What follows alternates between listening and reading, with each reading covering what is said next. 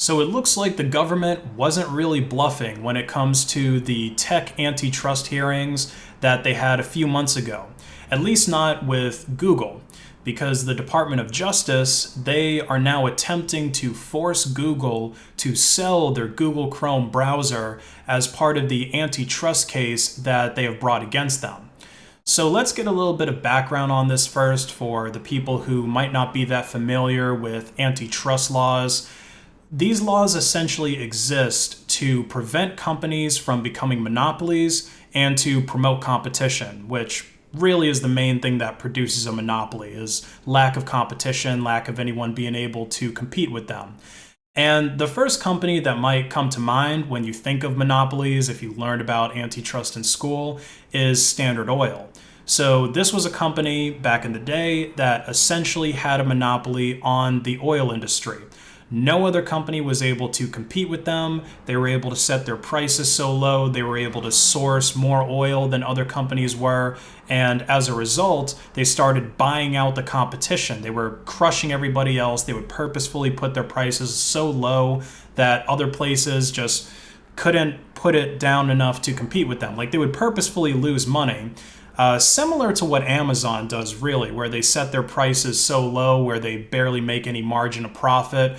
But by doing this, they're able to get people buying from them and not really go anywhere else because the end user gets their products for less money.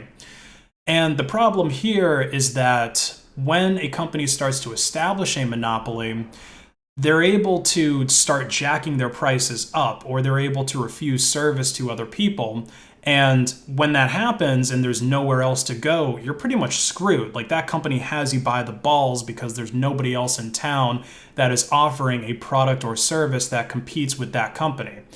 Now, this isn't the first time that an internet browser has been the main subject of an antitrust case, because in 2001, there was an antitrust case that was brought against Microsoft, where the US government accused Microsoft of being a monopoly because of Internet Explorer. So Microsoft put technical and legal restrictions on that browser, where whether you're a PC manufacturer or whether you were an end user, you couldn't really uninstall Internet Explorer. You were stuck with it, and of course, it was the default browser.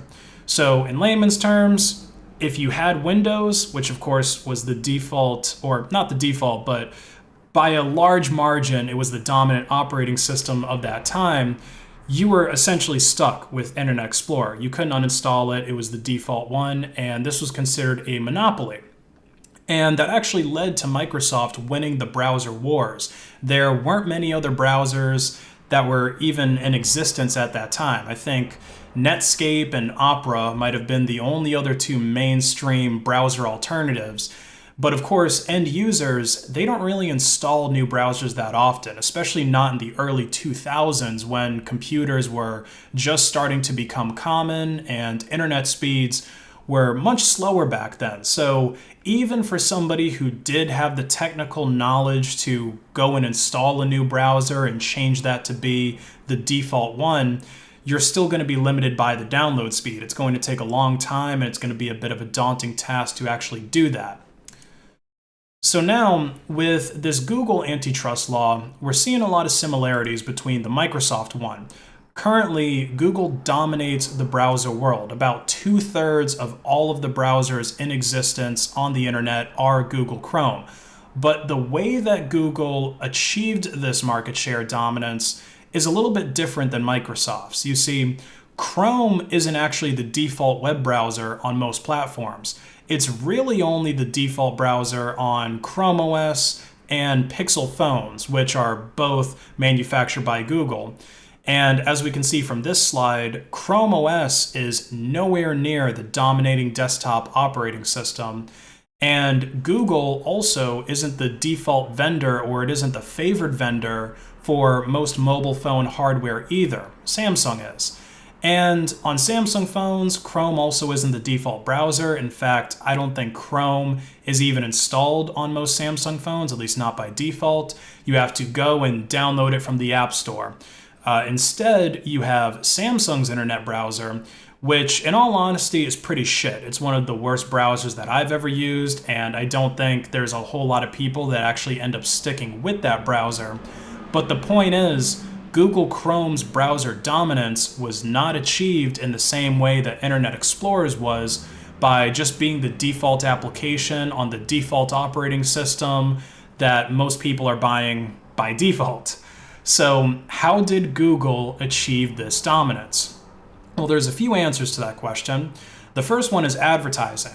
So you've probably seen an ad like this on Google before in the past, an ad to switch to the Chrome operating system, or the Chrome browser rather, promising that it would do things like hide annoying ads and prevent malware and even speed up your browser.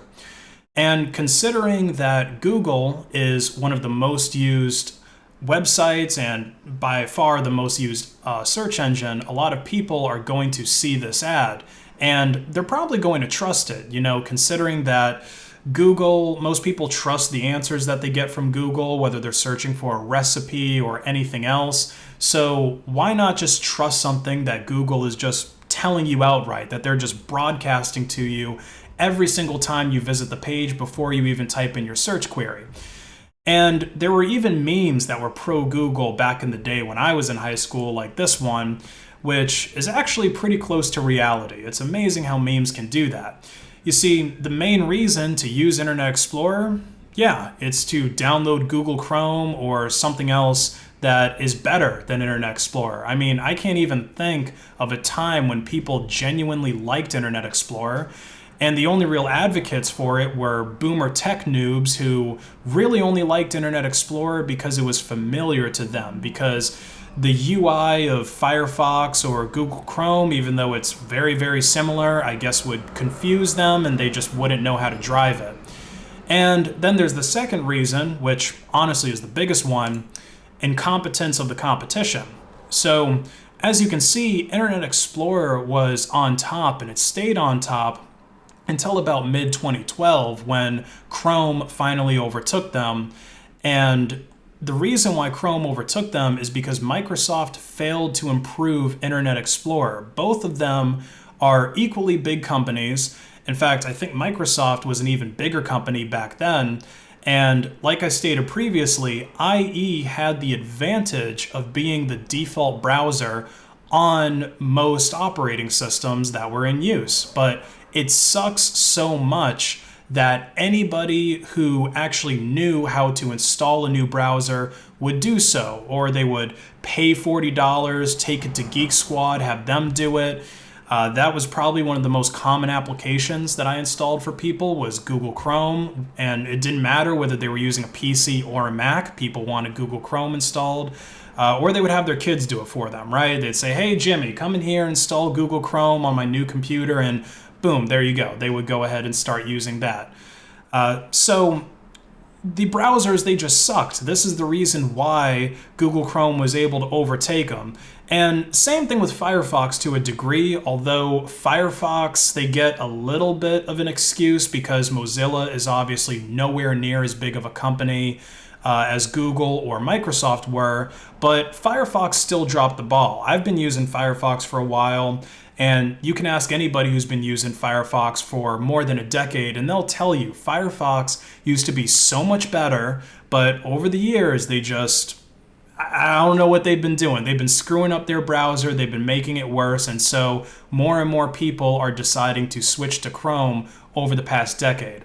Now, the reason that I bring all this up is in order for an antitrust case to be won, it has to be proven that Google Chrome really is monopolizing the browser market space. And I'm not sure that that argument can really be made. I mean, don't get me wrong. I don't like Google Chrome. I think it's bloated. I think it's a RAM hog. And I think it's essentially spyware. I mean, there's so much you have to do to disable the tracking in Google Chrome, or you can install ungoogle Chromium. But either way, like it's terrible. And I think that would be a better reason to go after them, is all of the tracking and all the spooky stuff that they do within Google Chrome. But it's not the default browser on most systems. In fact, What's really ironic is that the main users of Chrome OS, which is one of the main platforms where this browser actually is the default, are K through 12 schools, which are managed by the government anyway. It was the government's decision to get these Chromebooks into the schools, and obviously Google's decision to make it the default browser, but of course they would. It's their operating system. So on one hand, you've got the government artificially increasing the market share of Chrome OS and the Google Chrome browser by putting these computers in the schools, but then on the other hand, they're getting mad at them for being a monopoly. So I don't know which direction this is going to go in. I guess we're just going to have to see what happens. Anyway, let me know in the comments down below what you guys think about this. Do you think that Google Chrome has a monopoly on the browser space? Should they be sold off to another company? And do you think anything good is actually going to come out of this?